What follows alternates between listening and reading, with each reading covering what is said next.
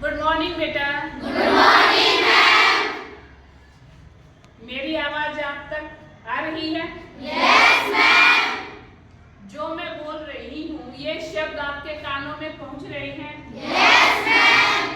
तो जो ये ध्वनि हमारे मुंह के वाक तंतुओं से निकली है ये आपके कर्णपटल तक पहुँच रही है?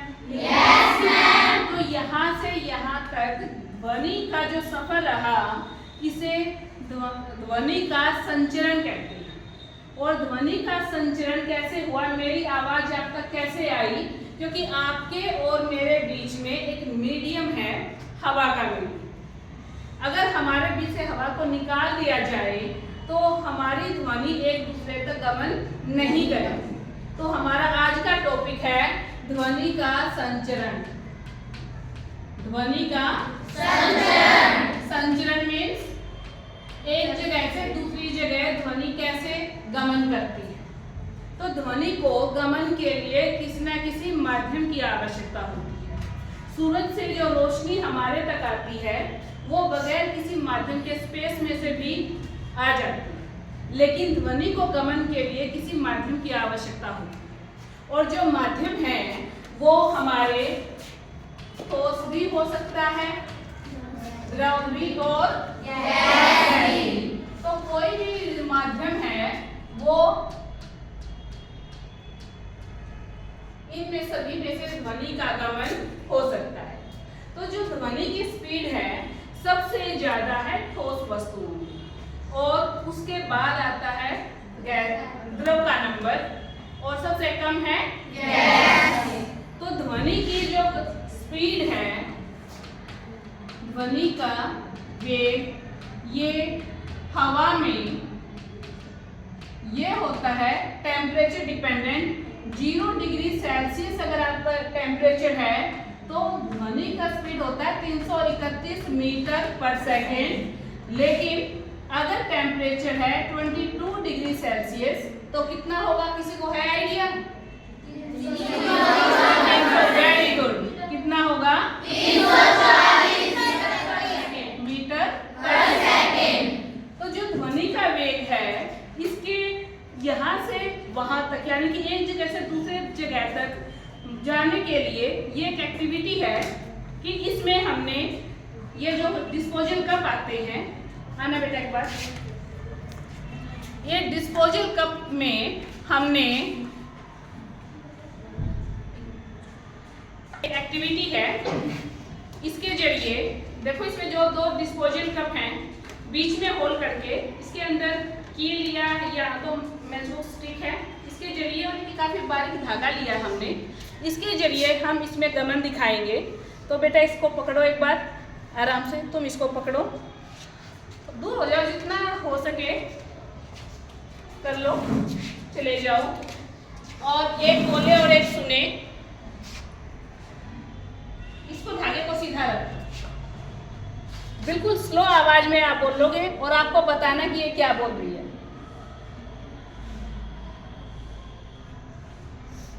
बोलो, आई आवाज? Yes ma'am. क्या बोला? हेलो। हेलो। तो ये अगर इसमें ये माध्यम ना हो तो इतनी दूर इतना कम आवाज में, क्योंकि इसकी आवाज आपको सुनाई नहीं दी और इसको सुनाई दे गई, क्योंकि इसके और आपके बीच में माध्यम क्या है? हवा का, और इनके बीच में माध्यम क्या था? ये धागा।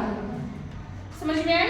अगर यहाँ पर कोई मेटालिक वायर आप लेते हो, किसी धातु की तार लेते हो, तो इस संचरण को आप और दूर तक कर सकते हैं। तो एक छोटी सी एक्टिविटी है जो दिखाती है कि ध्वनि तरंगों को संचरण के लिए किसी माध्यम की आवश्यकता होती है, और यह ध्वनि तरंगों का यांत्रिक गुण है, जिसकी वजह से ध्वनि तरंगों को हम यांत्रिक तरंगे भी कहते हैं। कौन सी तरंगे? यांत्रिक तरंगे। मैकेनिकल। दूसरा इसमें क्या हुआ कि जो ध्वनि का गमन है, फोल्ड कर दो इसको, जो ध्वनि का गमन है वो आपके जो हवा है, माध्यम है, इसके कणों में संपीड़न और विरलन क्या बनाएगा?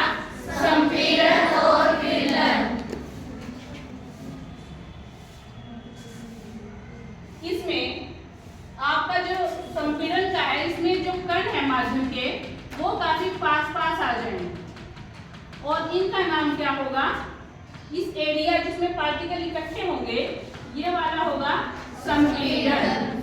और जो दूसरा है उसके अंदर कण थोड़े दूर दूर बिखर जाएंगे और ये होता है विरलन। तो संपीड़न और विरलन बनाते हुए ध्वनि का गमन एक जगह से दूसरी जगह पर होता है और जिसमें संपीड़न और विरलन बनते हैं वो जो ध्वनि तरंगे हैं इसका एक गुण और दर्शाती हैं और वो दिखाती हैं कि जो ध्वनि तरंगे हैं वह अनुदैर्घ्य तरंगे हैं। कैसी तरंगे? अनुदैर्घ्य। तो इसके लिए भी एक आपको कि जो ध्वनि है वो कंपन से पैदा हुई थी, इसके रिगार्डिंग एक एक्टिविटी और है। ये हमारे पास बलून की एक मेम्ब्रेन बनाई है हमने और इसके ऊपर हमने थोड़ा सा नमक स्प्रिंकल कर लिया है। तो इसमें आप ध्वनि जो तरंगे हैं वो कैसे कंपन करती हैं, आना बेटा एक बार आ जाओ।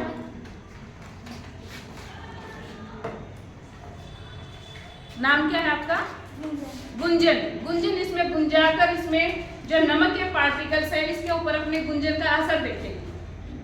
थोड़ा सा तेज आवाज में चिल्ला के नमक के जो कण है इसकी गति को दिखाना है कि ये कैसे कंपन करते हैं या ऐसे ही पड़े रहते हैं। थोड़ा सा तेज और थोड़ा सा एक बार और। Very good, very good. कोई और बच्चा अगर करके देखेगा तो आ सकता है।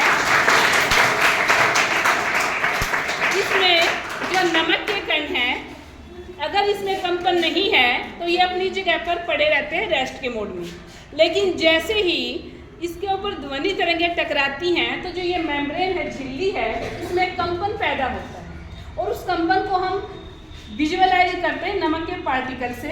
इस पर हम थोड़ा सा और डाल देते हैं नमक।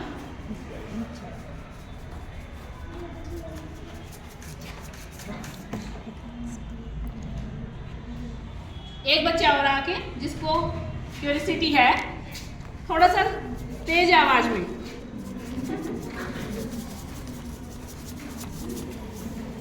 उठाओ और करके देखो एक बार, यहाँ चिल्लाओ।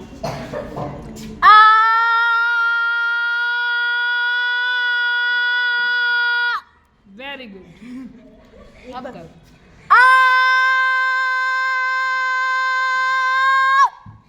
तो यहाँ से देखा कि जो मेम्ब्रेन इसमें ग्लास के ऊपर पड़े थे उन पार्टिकल्स के ऊपर असर कम हुआ है, लेकिन जो मेम्ब्रेन के ऊपर थे वो पार्टिकल वाइब्रेट करके नाचना शुरू कर दिए।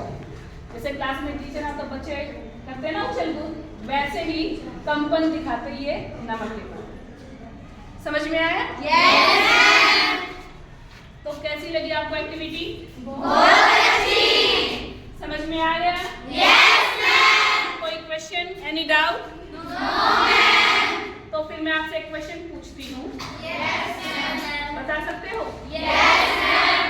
जैसे मेम्ब्रेन यहाँ पर बनाई, अब आपकी आवाज मेरे कानों में या मेरी आवाज आपके कानों पर जा रही है, तो वहां पर ये मेम्ब्रेन कहाँ पर है जिसके अंदर कंपन होता है जिससे आपको ध्वनि सुनाई देती है? कहाँ पर? उसको क्या बोलते हैं? कर्ण। और लोकल लैंग्वेज में कान का पर्दा। तो वो पर्दा जो ये मेम्ब्रेन ही होती है उसमें कंपन होता है, ऐसे ही इसमें भी कंपन हुआ है और उस कंपन की वजह से ही वो वहां से वाइब्रेशंस हमारे ब्रेन तक जाते हैं और ब्रेन के अंदर जो सुनने का फोल्डर है वहां पर उसका एनालिसिस होता है और आवाज हमें सुनाई देती है और हम पहचान जाते हैं।